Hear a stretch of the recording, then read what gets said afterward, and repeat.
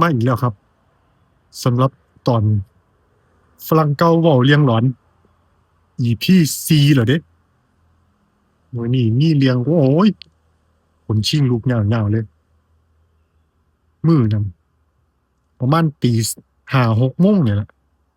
ข้อยลุกออกมาใส่บาตรกับแม่เนาะพระอาทิตย์บ่ทันได้ขึ้นไฟถนนบ่ทันได้ดับอยู่นั่งข้อยก็นั่งก้มขอพรนั่นแหล้วก่อนสิใส่บาตร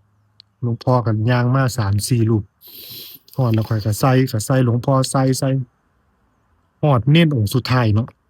แล้วก็ข้าตะกร้มหยิบของเหลียวเบิ่งไล่ขึ้นมาเฮ้ยเหลียวขึ้นมาข้อยขนคิงลุกหลังยาวขึ้นมาเนาะเหลียวเบิ่งหน้าเน้นบ่มีผมเนาะสงสัยใกล้สิเข้าพรรษาหลวงพ่อก็เลยโกนผมให้เลาใหม่